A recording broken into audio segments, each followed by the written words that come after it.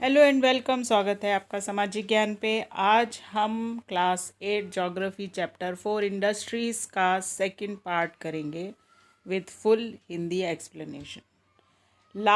First part में हमने देखा था कि कौन कौन सी इंडस्ट्रीज़ कहाँ कहाँ लोकेट होती हैं। जैसे वर्ड्स इंडस्ट्रियल रीजन यहाँ आप एक मैप में देख पा रहे हैं। आज हम इसी इंडस्ट्रियल रीजन के बारे में जानेंगे। Industrial regions tend to be located in the temperate acres near seaport and especially near coalfield. India has several industrial regions like Mumbai Pune cluster, Bangalore Tamil Nadu region, Hooghly region, Ahmedabad Baroda region, Chota Nagpur industrial belt, Vishakhapatnam Guntur belt, Gurgaon Delhi Meerut region and the Kollam Thiruvananthapuram industrial cluster.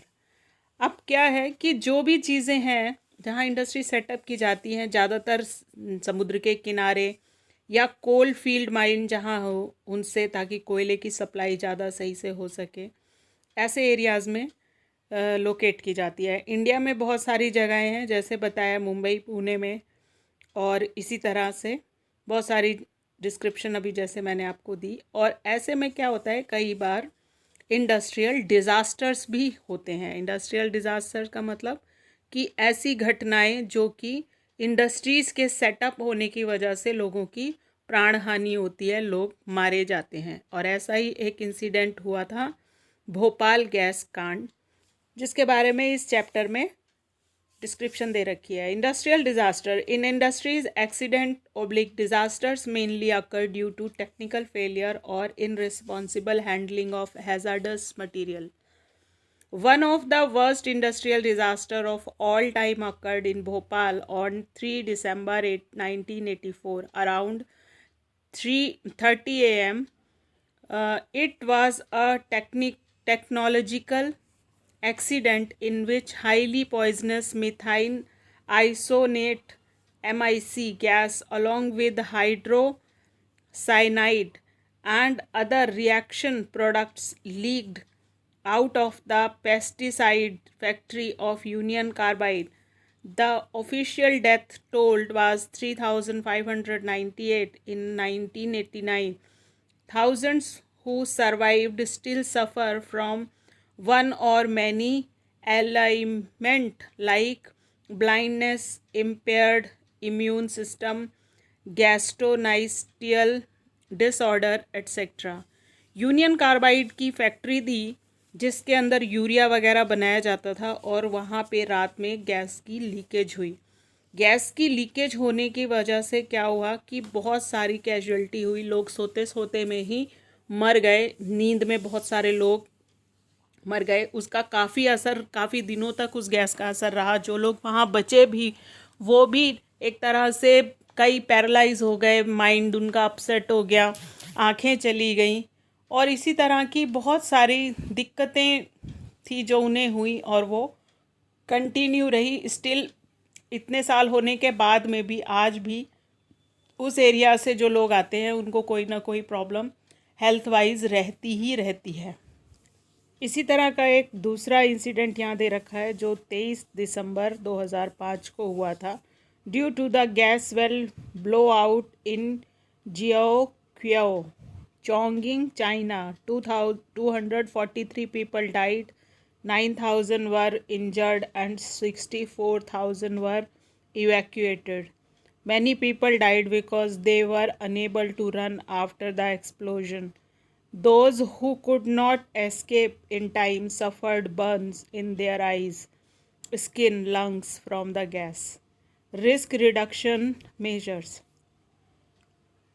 Densely populated residential areas should be separated far away from the industrial areas. People staying in the vicinity of industrial should be aware the storage of toxin or hazardous substance and their possible effect in case if an accident occur. Fire warning and fighting system should be improved. Storage capacity of toxin substance should be limited. Pollution dispersion qualities in the industries should be improved. अब यहाँ पे ये कहने की कोशिश की जा रही है कि पहली चीज़ तो जो ऐसे इंडस्ट्रीज़ होते हैं जिनमें लोगों की जान हानि हो सकती है, उनको ऐसे एरिया से जो डेंस पॉपुलेटेड है, मतलब बहुत ज़्यादा घनी आबादी वाले हैं, वहाँ से दूर होना चाहिए. दूसरा, सेफ्टी मेजर्स का ध्यान रखना चाहिए. उनके आसपास जो भी लोग रहते हैं, जो काम करते हैं या आसपास कहीं रहते हैं, तो उनको ये बताना चाहिए कि अगर कोई कैजुअल टाइम आए, ऐसा कोई प्रॉब्लम हो जाए, तो उनको क्या क्या प्रिकॉशंस लेने हैं, किस तरह से वो अपने आप को बचाने की कोशिश कर सकते हैं. फायर वार्निंग और लाइटनिंग का सिस्टम, जो फायर का सिस्टम होता है, आपने देखा होगा ना, स्कूलों में भी कई जगह पे सिलेंडर्स रखे रहते हैं कि अगर अचानक से आग लग जाए तो उनसे आप उन सिलेंडर्स की मदद से बुझा सकते हैं. बड़े बड़े लोगों को, बच्चों को, सबको उसको यूज़ करने का मेथड भी सिखाया जाता है टाइम टाइम पे उसको, कि अगर कोई ऐसी दिक्कत आती है तो आप इस तरह से ट्रेनिंग प्रोग्राम वगैरह भी ऑर्गेनाइज किए जाते हैं. Distribution of major industries. The world's major industries are iron steel industry, the textile industry, and the information technology industry. The iron and steel and textile industry are the older industries, while information technology is an emerging industries. Distribution of major industries क्या है कि कई तरह की industries हैं, जिसमें basic industry जैसे iron और स्टील की इंडस्ट्री है, टेक्सटाइल की इंडस्ट्री है जो कपड़ा उद्योग होता है, और अभी करंट में जो इमर्ज कर रही है, जो परफॉर्म कर रही है, वो है इंफॉर्मेशन टेक्नोलॉजी इंडस्ट्री. आप देख रहे हैं कि इस समय पे इंफॉर्मेशन प्रोड्यूस की जाती है, जनरेट की जाती है, उसको मिसगाइड किया जाता है, और कई बार ऐसे सोशल मीडिया इतना इन्फ्लुएंस करता है आजकल कि लोग, जो पुरानी हमारी जो तरीके थे जिनसे हम जीते हुए चले आ रहे थे, आज की डेट में लोगों के लिए उसमें भ्रम पैदा कर दिया गया है कि लोग सोचने पे मजबूर हो जाते हैं कि क्या वाकई में जो उन्हें देखा उन्होंने वो सच है, या फिर जो पहले से वो जानते हैं वो सच है. मतलब आज की डेट में हमारी इंफॉर्मेशन टेक्नोलॉजी इतना ज़्यादा हमें इफ़ेक्ट करती है. पूरा टाइम हमारे हाथों में मोबाइल रहते हैं, उसमें अच्छी और ख़राब दोनों तरह की इन्फॉर्मेशन आती है, और बहुत सारी ऐसी मिसलीड करने वाली इन्फॉर्मेशन भी उसमें आती है कि जिसकी वजह से सोसाइटी में कभी भी पैनिक क्रिएट हो जाता है और लोग एक दूसरे को मरने मारने पे भी तैयार हो जाते हैं. तो ये इन्फॉर्मेशन की पावर है जो आज आप और हम देख रहे हैं. The countries in which iron and steel industry is located are Germany, USA, China, Japan, and Russia. Textile industry is concentrated in India, Hong Kong, South Korea, Japan, and Taiwan. The major hubs of information technology industry are the Silicon Valley of Central California and the Bangalore region of India. तो अब क्या है कि ये अलग अलग जगह पे इंडस्ट्रीज़ हैं, जैसे स्टील की इंडस्ट्री जर्मनी, यूएसए वगैरह में लगी हुई हैं. टेक्सटाइल की इंडस्ट्री इंडिया में बहुत मात्रा में लगी है, हांगकांग में, साउथ कोरिया, जिन भी एरियाज़ का यहाँ पे नाम दिया है. और इन्फॉर्मेशन टेक्नोलॉजी का जो एक सबसे बड़ा हब है, हब का मतलब आप उसको एक हब होता है, जैसे एक बड़ा बाज़ार होता है, उस तरह से कि वो सबसे मेजर एरिया है इंफॉर्मेशन टेक्नोलॉजी का, जिसका नाम है सिलिकॉन वैली. और इंडियन सिलिकॉन वैली के नाम से बेंगलोर को जाना जाता है, क्योंकि बहुत सारी इंफॉर्मेशन टेक्नोलॉजी की यहाँ पे इंडस्ट्रीज़ न सिर्फ लगी हुई हैं, बल्कि वो लोग यहाँ से व्यापार भी कर रही हैं.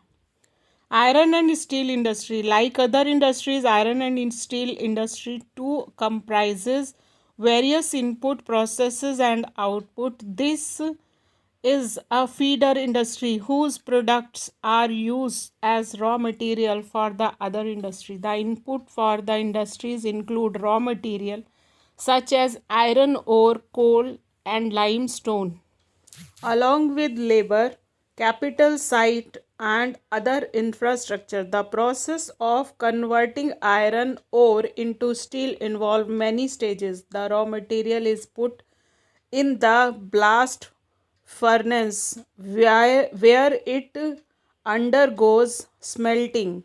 It is then refined. The output obtained is steel, which may be used by other industries as raw material. अब यहाँ पे एक चीज़ मैं आपको बताती हूँ कि जो आयरन ओर होता है, आयरन ओर का मतलब होता है कि कच्चा लोहा जिसे कहते हैं, उसमें बहुत सारी डस्ट होती है, बहुत मिट्टी होती है, काले रंग की ये मिट्टी होती है। और इस मिट्टी में जैसे जंग का जैसा कलर होता है उस तरह से ये दिखाई देती है। और इसको प्रोसेस किया जाता है, मतलब बहुत हाई हीट पे इसको गर्म किया जाता है बहुत सारी चीज़ें डाल के, जैसे चूना है, लाइमस्टोन का मतलब चूना पत्थर इसमें डाला जाता है और इसको प्रोसेस किया जाता है और केमिकल डाल के इसको खूब गर्म किया जाता है। गर्म करने के बाद में जैसे आपने कभी अगर घर में कोई रसगुल्ले वगैरह बनाए, चाशनी बनाई होगी, तो उसमें मम्मी क्या करती है कि कई बार 2 चम्मच दूध डाल देती है।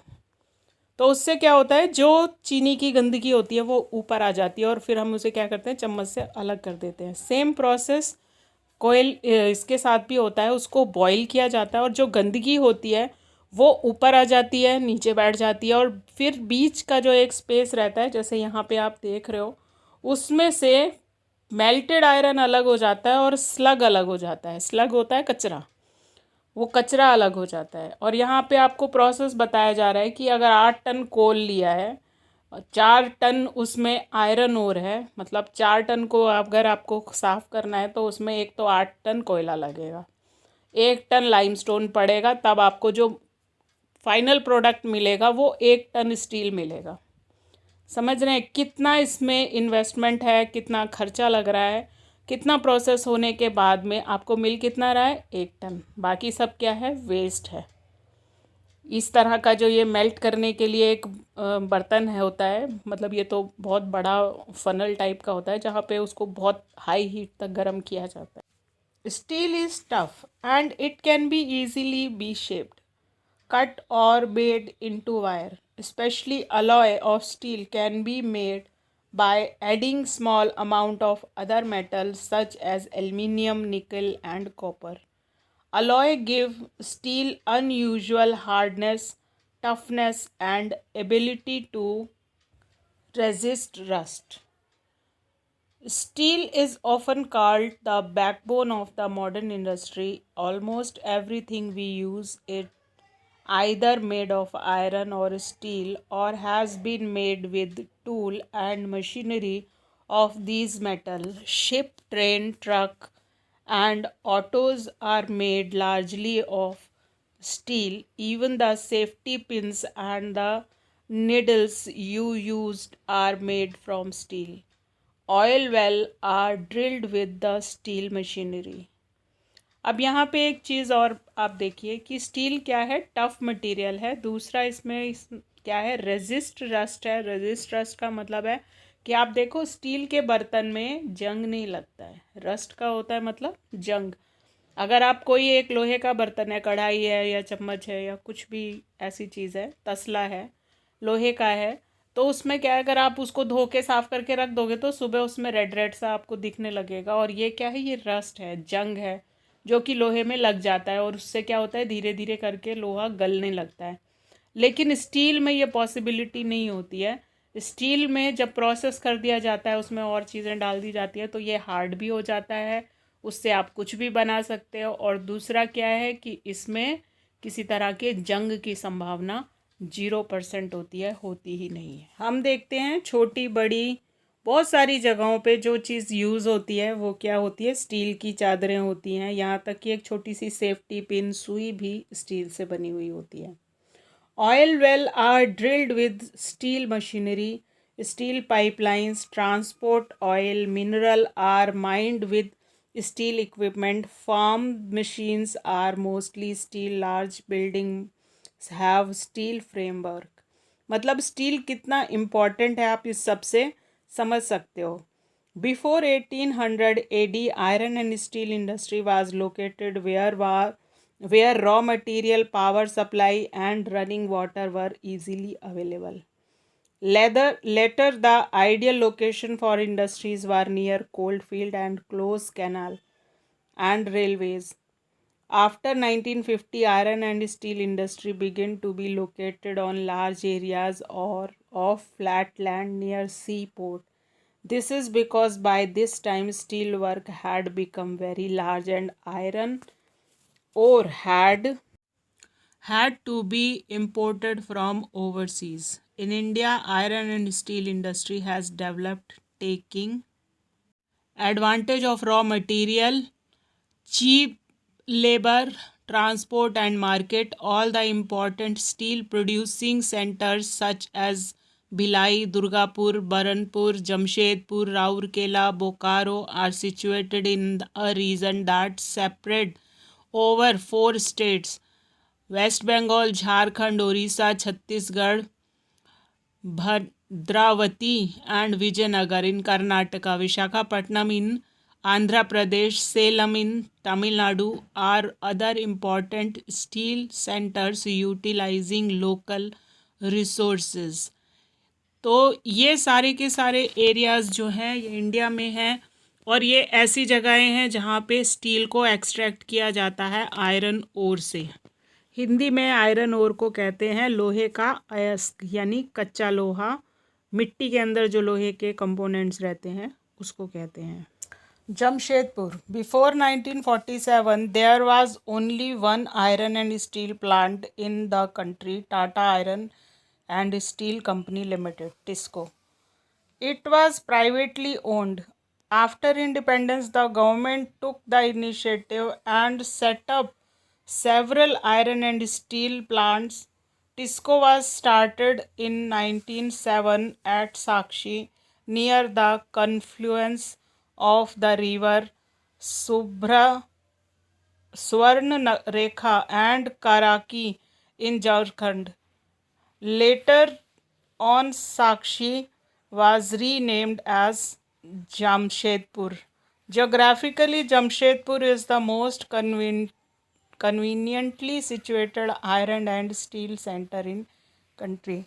जमशेदपुर में 1947 में मतलब आज़ादी के टाइम पर एक ही Tata iron and steel company थी जो जमशेदजी टाटा ने वहाँ पे एक्स्टैब्लिश की थी। ये पूरा प्राइवेट था और उसके बाद में जब आज़ादी मिल गई तो उसके बाद सरकार ने कई और भी इंडस्ट्रीज़ इस तरह की लगाई।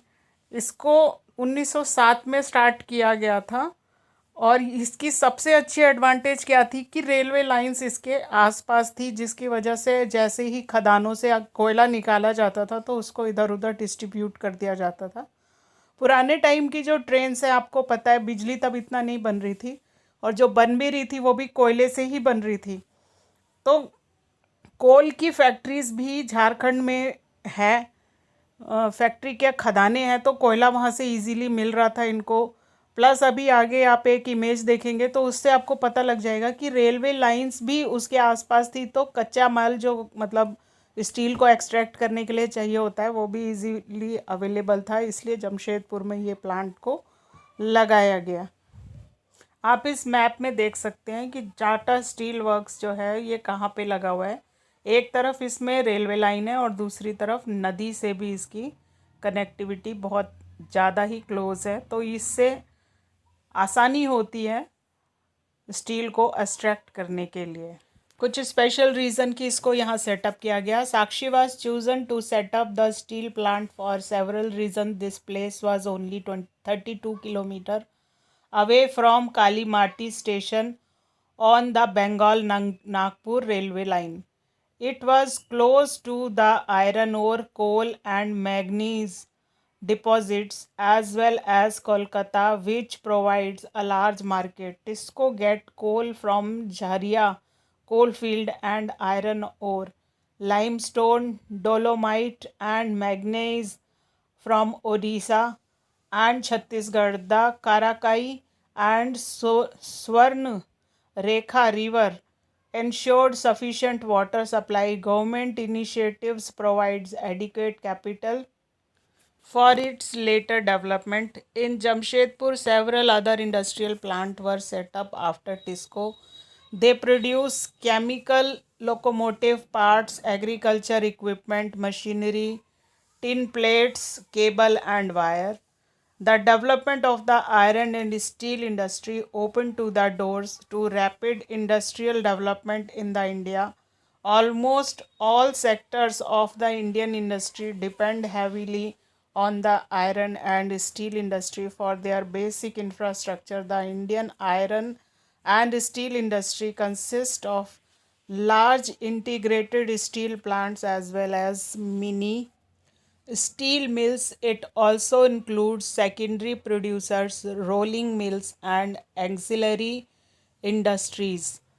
अब यहाँ पे देखो, बेस इंडस्ट्री होने की वजह से आयरन की जब इंडस्ट्री यहाँ पे लगी तो क्योंकि वहाँ पे आसपास ही मैग्नीशियम, एल्युमिनियम वगैरह के भी मटेरियल मिल जाते हैं, कोयला मिल जाता है, तो बाकी की और भी कई इंडस्ट्रीज़ थी जो वहाँ पे बाद में आफ्टर इंडिपेंडेंस सेटअप की गई, जिसको सरकार ने भरपूर सहयोग दिया. Pittsburgh, it is an important steel city of United States of America.